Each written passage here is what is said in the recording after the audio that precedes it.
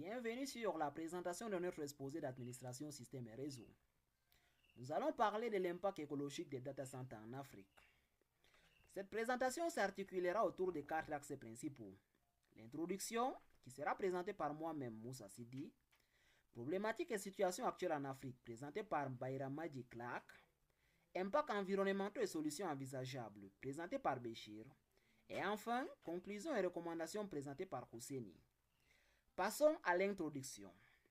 Les data centers ont un impact écologique important et croissant, lié à leur consommation d'énergie, telle que l'électricité, lié à leur consommation d'eau, à leur consommation de ressources, telles que le gaz, le charbon. Je passe la parole à Bayramadi Clark pour la partie problématique et situation actuelle en Afrique. Merci pour la parole accordée, M. Moussa. Moi, c'est Bayramadi Clark.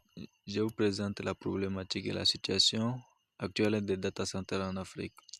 Les data centers consomment énormément d'énergie et contribuent aux émissions de CO2, dioxyde de carbone, particulièrement en Afrique du Sud, où 83% de l'électricité provient du carbone.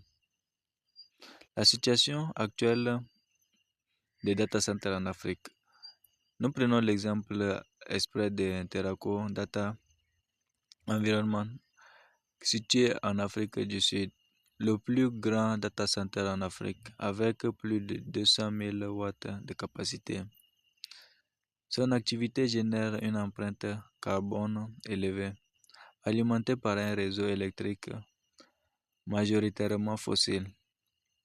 Pour limiter son impact, Teraco investit dans une centrale solaire de 1220 mW et des solutions énergétiques renouvelables. Salut à vous tous et merci à mes camarades pour les présentations. Moi c'est Bichir Mohamed Yahya. Je vais maintenant poursuivre en vous expliquant la suite de notre exposé qui porte sur les impacts et les solutions des data centers en Afrique. C'est slide numéro 4 résume les problèmes écologiques causés par les data centers en Afrique, mais aussi les solutions possibles pour réduire ces problèmes. En première partie, nous avons les impacts. Dans la colonne de gauche, on voit 4 grands impacts des data centers.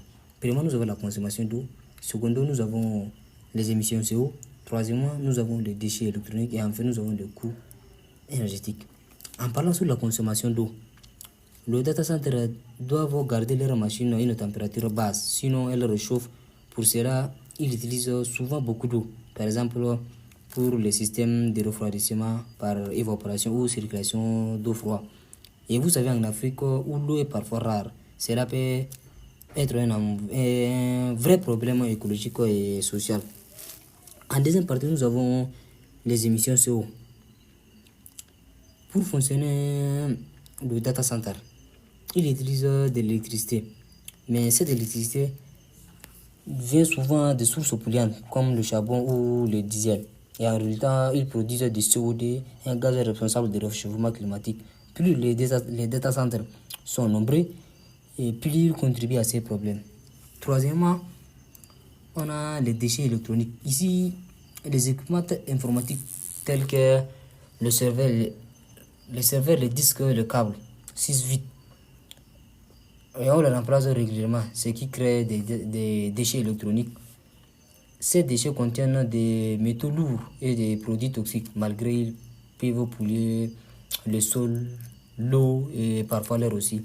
Et enfin, on a le coût énergétique. Pour fonctionner un data center, il coûte beaucoup d'argent à l'électricité. Et en plus, l'énergie est chère. Plus cela devient un problème économique et environnemental. Dans la deuxième partie, on a les solutions pour produire les impacts. Dans la colonne de droite, on propose 4 solutions pour rendre les data centers plus écologiques. Premièrement, nous avons énergie renouvelable. Deuxièmement, nous avons refroidissement naturel. Après ça, ça poursuit la virtualisation. Et enfin, nous avons architecture éco-responsable. Premièrement, en parlant de l'énergie renouvelable, on utilise l'eau, le soleil et le vent pour produire de l'électricité propre au lieu de charbon et de diesel. Deuxièmement, nous avons le refroidissement naturel. Ils utilisent des moyens non naturels pour refroidir les machines, par exemple en utilisant les data centers dans des endroits froids ou bien ventilés. C'est aussi une solution. Et en troisième, nous avons la virtualisation. C'est une technique informatique qui permet de faire fonctionner plusieurs systèmes sur une seule machine, ce qui réduit le nombre d'équipements nécessaires. Et enfin, nous avons l'architecture éco-responsable. Cette architecture, on construit les data centers avec des bâtiments bien isolés et bien conçus, qui consomment moins d'énergie et respectant mieux l'environnement. Et enfin, nous avons dit que dans ce qui est encadré en rouge, on a dit que 2,5 millions de tonnes de CO par an pour les data centers africains.